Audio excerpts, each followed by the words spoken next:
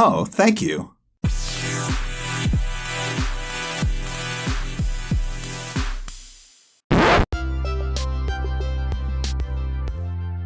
Hey everyone, before we get this episode started, also, I wanted to sound like a YouTuber, that's why I started off with, hey everyone, like, subscribe below. You know how YouTubers are. Okay, but before we get started, I want y'all to know we are going extra big with the All-Star season of Vulnerability Time podcast.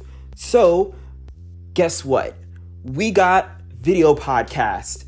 So, click in the episode description below if you wish to watch the video of the podcast as well. It'll be a YouTube link, so you can go ahead and get it going and get watching it. Make sure to follow, like, subscribe below. Such a YouTuber, right? Anyways, folks, enjoy the episode.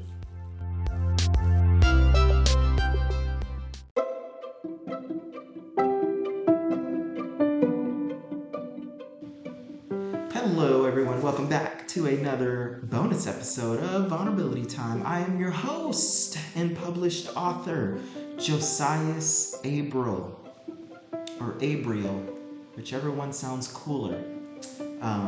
Spelled the same, it has the same meaning. Okay, but so today's episode, folks, it'll be coming from a personal experience.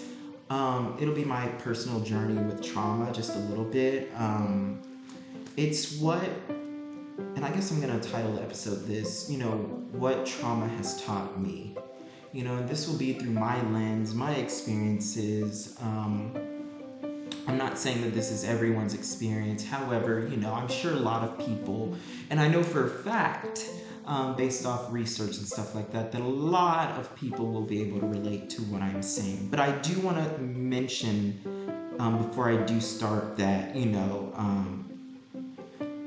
I am still speaking for myself. As much as I want to be a voice for others in this very moment, I don't want to say the wrong thing. Because there are some realities that can be applied to many people, and then there's also some realities that cannot be applied to many people, and I don't want anyone and myself to, have this generalization over someone, because we might, based off that generalization, we might end up doing or saying the wrong things to someone that might actually end up hurting them, even though we mean to help. Because I guess this is another thing that I learned from trauma. I guess we'll start here, is that, I learned that sometimes helpful can be harmful. And what that means is basically, here, I'll give an example of what happened to me and that I've done to others as well, not knowing, the full picture. Let's say someone's going through something and we give them advice. But that's not what they need in that moment. Whether that advice is helpful or not, though in our heart we mean it to be helpful, it might not be helpful, or it might not be what the person is needing in that moment. So it's kind of let me go ahead and personalize this. Let me use my I statements.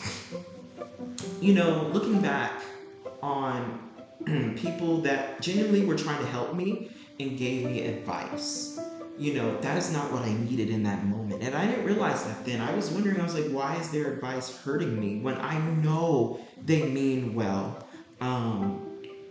Two things can be true at once. This person can be hurting you as well as trying to help you. That can both be true at once. And it can also be true that they don't know that they're hurting you, because in their eyes, they're being wise in their eyes in that moment, because they want to be the hero for you. They wanted to be the hero for me. And I kind of like to use this analogy. For example, if, let's see, if I'm sick with COVID, putting an arm cast or an arm brace on me is not going to help me, is it? Now, arm braces or arm casts, they are helpful when someone breaks their arm. They're not going to be helpful in another sickness.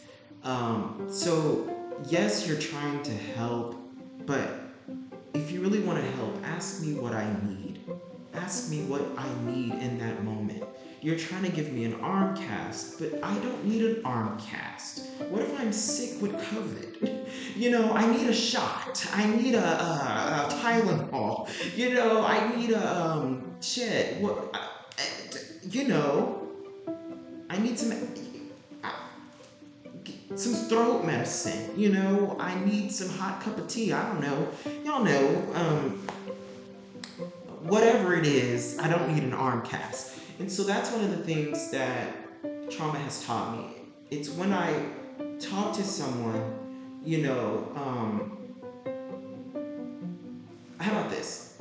Trauma has taught me this, that when someone is going through something and they're telling me about it, and I feel that guilt or that pressure to have to do something or have the problem solved for them, whether I really care about them or I'm just uncomfortable in that moment and care about them, because,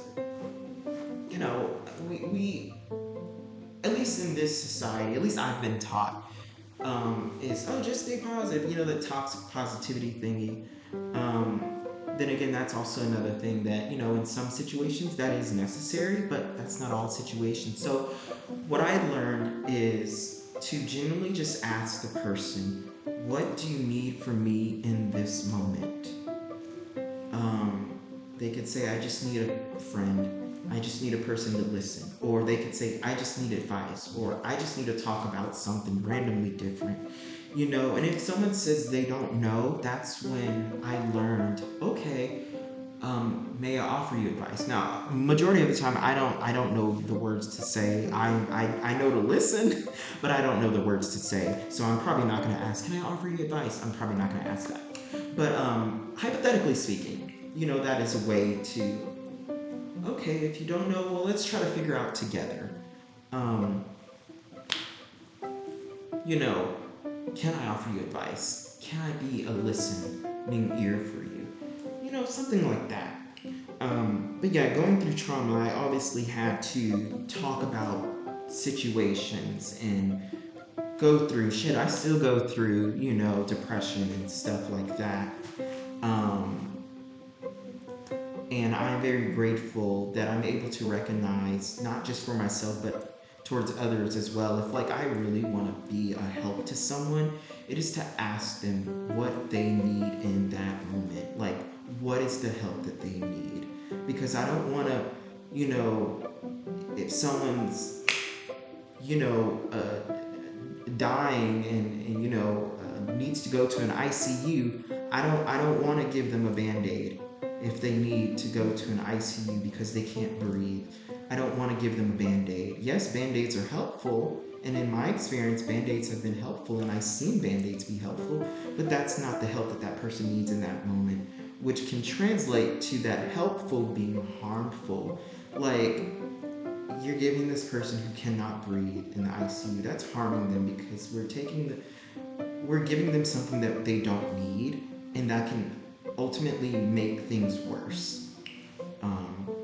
Whether we mean to or not, So that's something that I learned to be aware of. Also, trauma has taught me a lot of pros. However, I'm currently healing from the cons of trauma as well. That is a reality that I am able to recognize things. I am able to be more empathetic towards people. Whoops, sorry y'all, that was Google had popped up on me. Let me restate that statement. 1 second. Google's probably going to do that throughout this because I'm not on a one-on-one chat with somebody. But let me restate that statement. So trauma has taught me a lot of pros. However, I am currently healing from the cons of trauma as well. And I have healed from the cons of trauma as well. It's a process. I tend to heal in layers. But I learned a lot of pros. I learned to be empathetic. I learned that how important it is to read between the lines and to listen to the words that are not being said. And I don't think I would have even been able to do that had I not been through, trauma and learned from it. I learned that it is better to heal than to just stay stuck. Now, both hurt, but I rather heal with purpose, with the hope and the certainty that guess what, things do get better, than to just hurt and just stay stuck and present. Because I have done that before in the past. Way back in the past, and it turned out to hurt me and unintentionally hurt others. So I'm so glad that at the age of 15 I started my healing journey, because before then I would unintentionally and intentionally hurt others because I was a completely different person. Once again, I was a traumatized person, and that's the thing. It's like, yes, it's understandable how we reacted and treated other people when we were a traumatized child. That is so understandable. However, it still does not negate the fact that we still have caused harm to another individual. And I learned from trauma that I need to apologize. I am still responsible for actions that I have done, even though I didn't know or didn't mean to. And there's a time and a place to have that, understanding, as well as responsibility. So now that I'm in a place now, where I'm not that child that I was able to apologize to people and realize how healing it is for myself, but more importantly, the other person who I have hurt. I'm sure some people watching this or listening now have been hurt by me, and I have made my apologies. And I do know apologies don't necessarily take away all the pain that has been done, but I feel like the person who has been hurt, they are the priority. The people that have hurt me, I'm the priority because I was the one that was hurt. But for the people that I have hurt, they're the priorities. The person that is hurt is always the first priority. First. If we're going to heal situations, we do have to heal all situations the best that we can. So that's something that trauma has taught me, is to genuinely apologize. If I have hurt someone, whether I meant to or not, I have to apologize, because it's not just about my healing. There's another human being that is a part of this as well, and they are just as worthy of the healing as I am. So, moving on. Let's see. Oh, I learned that not every sickness can be seen. That is a thing. Not every sickness can be seen. Seems like the ones that are seen, I have observed society being more compassionate and caring towards those type of sicknesses because they are seen. But for the sicknesses and the diseases that aren't seen, there's definitely a lot of misinformation out there. There's a lot of stigma. There's a lot of invalidation out there. So trauma has taught me that not every sickness can be seen. And the reality is I had to be in the position to have the unseen sickness for me to really understand and get this statement that my higher power and Holy Spirit and the universe and God and Jesus told me about, is that not every sickness can be seen, and that if I don't understand something, the best thing that I can do, the closest thing that I can get to understanding, is to listen to the person who has experience, you know. But in this case, you know, y'all know I suffer from mental illness, so I definitely have an unseen sickness. Yeah, and y'all know I lost my train of thought. I definitely lost my train of thought right now. But yeah, not every sickness can be seen, and that's something that I learned, you know, because a lot of people. Oh yeah, here's what I was gonna say. A lot of people tell me I don't look like nor act like what I've been through, you know, and that is a cool thing. That's a blessing, you know. The reason I say it's a blessing is because that's genuinely just me. It's not me just trying to fake it, you know, which I have done in the past. And I do still. It's just it's very rare. It's only around people that I don't trust necessarily. That's not meaning that they're a bad person. It's just saying it takes time for me to trust people. But like if I feel comfortable, for example, like 99.9% of women I feel comfortable around. Like I will be able to be myself, the good, the quote unquote bad, and the in between. I can be broken. I can be beautiful. You know, I am able to do that. It depends on what environment, but yeah, and I would say like now on my healing journey, I would say like 50 to 55% of males, just right off the bat, I'm able to genuinely be my authentic self right off the bat. But the other 45%, you know, I have to feel them out. You know, I can't just outright be myself as a protection mechanism. But it has grown from 0% to 1% to 55%. Actually, I'm going to say 60%.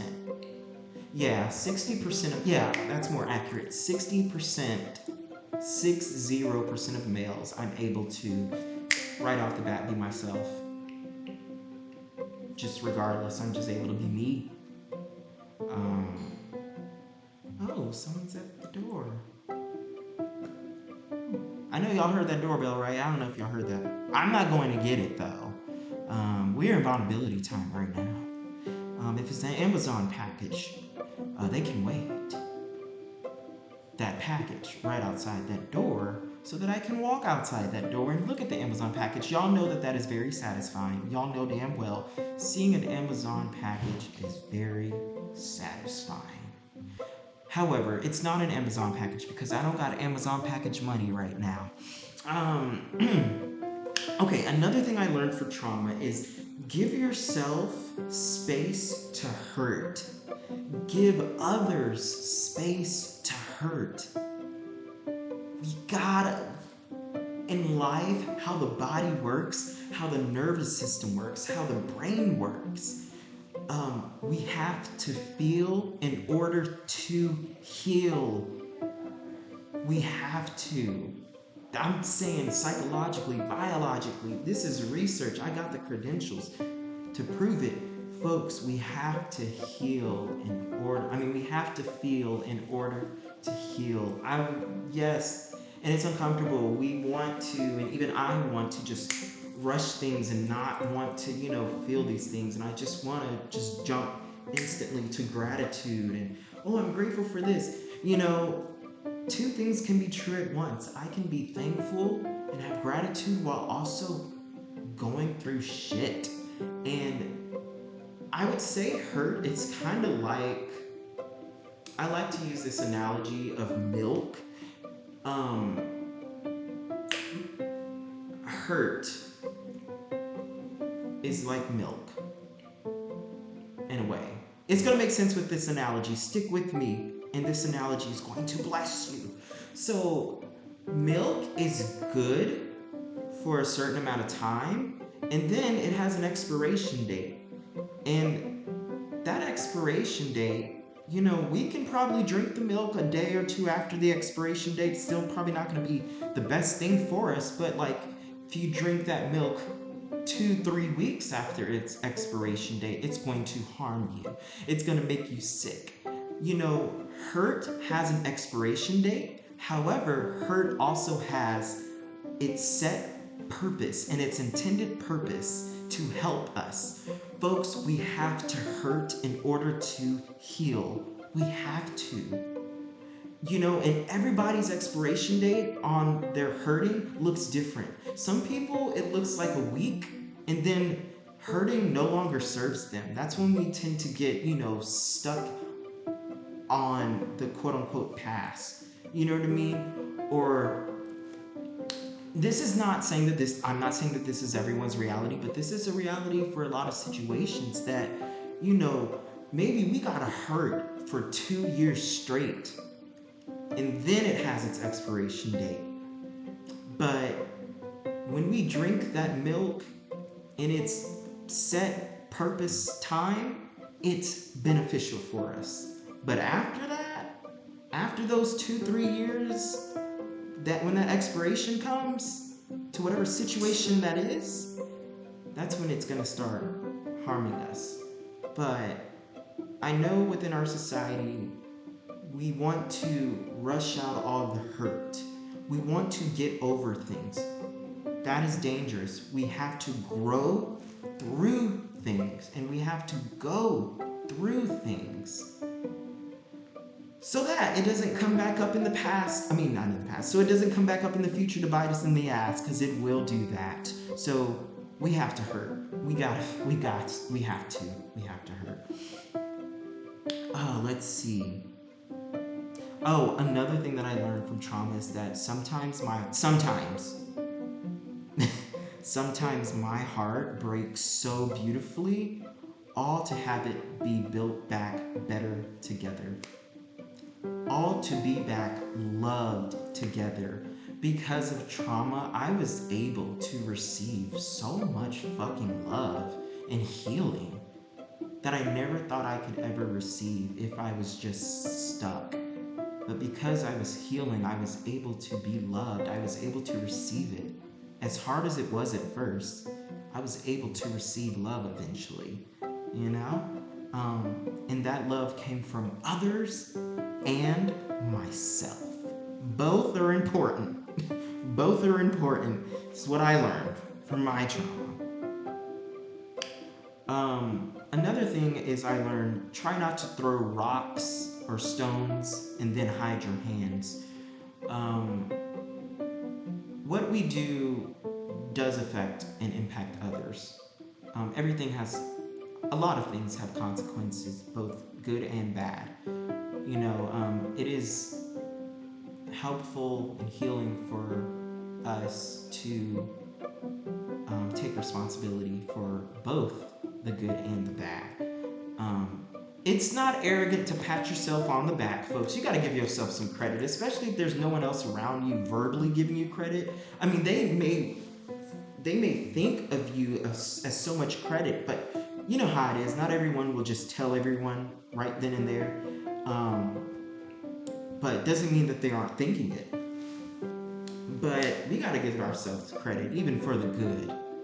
We got to give ourselves credit. Somebody's got to be openly, verbally proud of us consistently. There's a difference between, loving and caring for yourself, being confident, and then also being arrogant. There is a difference. Let's see. I also learned that ignorance isn't always malice. I'm not going to go too far on this because I know this topic can be so broad, but I want to quickly get through the other things that I have on this list. So ignorance isn't always malice. So folks, have grace on yourself. Take that statement as whatever you need it to for your life right now. However applicable applicable that is. It could be racism, it could be discrimination, let's just say it. If you're struggling with racism or discrimination, the fact that you're able to recognize it is huge.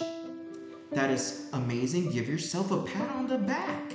And also realize that, just because you're not aware of something doesn't mean that that is necessarily malice. So folks, have grace on yourselves.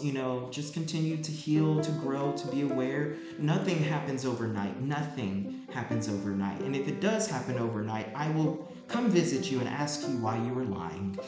Because I was just like, that doesn't really happen overnight. And if you think it happened overnight, it'll come back in 10 years. So we gotta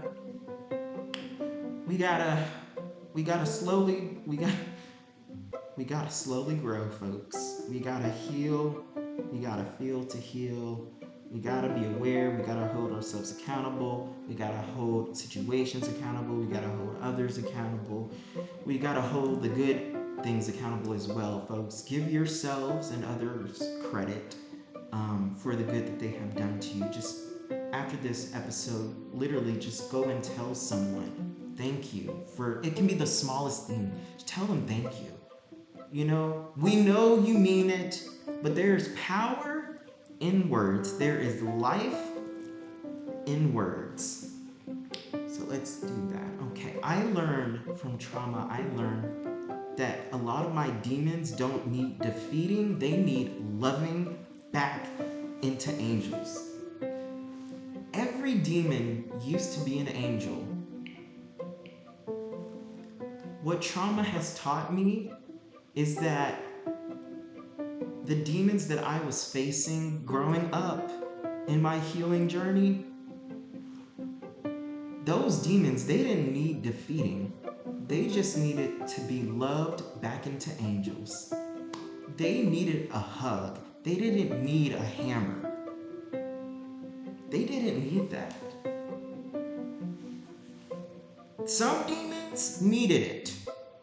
Some demons, they needed to get the fuck out of my life, okay? But there are some demons that needed to be loved back into angels. They were just broken and they needed to be loved back together. And one of the biggest demons was in my life? My inner child. Me as a child was my biggest demon that actually just needed to be loved back into the innocent angel that it was when it was born. So I realized, I was like, I'm being way too fucking hard on myself. And I was like, maybe I really need to just love all the parts of me. All. So sometimes, folks, your demons just need to be loved back into angels. Maybe those demons are really just angels that have just been taught by trauma that they are demons and that's all they'll ever be. But really, they're just angels. And life has taught those angels something different. So, folks, let us love our inner child. Let us love our demons back into angels. Because that's what they truly are deep down. They just need a little bit of guidance, once again. And you can be that angel, or just that human, to go hug your inner child that looks like a demon and just love and hold that inner child. Hug him or her, or non-binary. Hold them.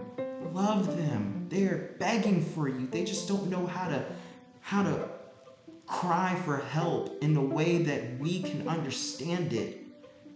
Love your inner child. They are not a demon. You watching this are not a demon. You just need to be loved right back into an angel that you already are. And when it comes to humans, angels are not perfect.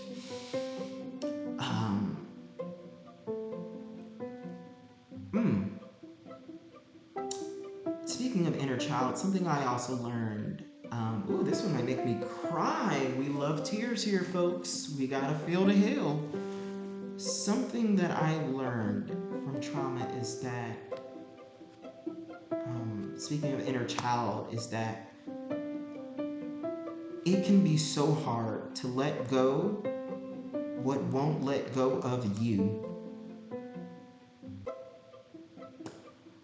I'm just gonna go ahead and drop the golden jewel ruby mic, because y'all know I gotta be bougie. We're just gonna go ahead and do a mic drop there. And this doesn't even have to just mean the inner child. So I'll just say this in general. It can be hard to let go of what won't let go of you. In my case, it was a lot of things from inner child. A lot of things that I did not confront, a lot of things that weren't dealt with, a lot of things that weren't healed, a lot of things that weren't ready to be healed just yet.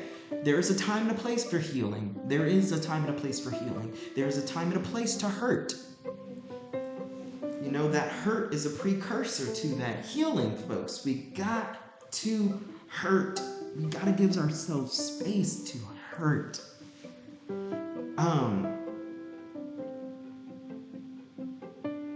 Oh, something I also mentioned. Okay, so this is also something I also wrote. And I'm going to end the episode on this. Now, there's going to be a part 2 to this episode because there's a bunch of, oh gosh, there's probably going to be a third part to this episode of things that I listed down that Holy Spirit, Jesus, God, my higher power, and the universe, and just the vibrations and the guardians and the guardian angels gave me. There's a plethora of notes that I've taken of what they had just downloaded into my head. Now, I wish they would download some money into my bank account, but you know, I'm let me be quiet. Let me just be humble with what I got right now. Because trust me, I could use some billions of dollars in my bank account so that I can help people and just have that security. Oh, that's also, we're going to get into that in another episode of how capitalism affects mental health. But, something I learned is from trauma, and then I'm going to be done with the episode, is, and I wrote this down, your body is what society wants, but your soul and heart is what they need. I'm just going to end the episode on that. I'm not even going to expand on that because I feel like that is going to hit the right ears at the right time. So if you needed to hear it, fabulous. If not, you might need to hear it in 5 years from now. If not, great. Somebody might need to hear it. Whatever that means to you. You know, how about I'll go a little bit on this to see what this means to me. Society. When I was writing this down, I was thinking of like all the men that just see me as an object and just want to sleep with me, and that's it. They just want one thing from me. That's what they want. But what they need is love, care, and those are things that I can and have and do give. You know, but yeah, if they want my body, I just can't give it to them. I can't do that anymore. I can't. I just cannot. So, it also humbles me because there's a lot of guys that I'm like, oh my God, girl, he is so fine. What? Now, my best friend, shout out to Alex, helped me to realize that I was also objectifying guys when I would look at them like that. And I'm like, oh, bitch. Oh my gosh, I was the very thing that I hated. So, my higher powers, they told me, they taught me that through that statement, your body is what society wants, but your soul and heart is what they need, is that people, let me personalize it. These men are more than just fine beings. They are more than that. They have a heart. They have a soul. And it wasn't until I started to really realize that, once I was able to really realize that, that's when a great man came into my life, romantically. You know? So, man, folks, really connecting with my higher power really helps just shift my energies and my vibrations. And we love that. We love that. Shout out to my higher powers. Shout out to Jesus, Holy Spirit, God, the universe, my guardian angels, the guardians, everyone who's in the afterlife rooting for me. Shout out to y'all. Y'all could do a little bit better, but you know what? Let me stop being petty. Also, last thing, I swear, last thing that trauma's taught me, and I'm gonna end it on this, and I'm gonna talk about it in part 2, whenever the fuck part 2 is gonna be. There's a difference between peace and quiet. Peace versus quiet. Peace versus quiet. Peace versus quiet. Two different things, and I'm gonna leave it there. Thank you for tuning in to Vulnerability Time. Tune in to whatever the fuck episode will be happening next. I don't fucking know. But I guess we'll find out, won't we?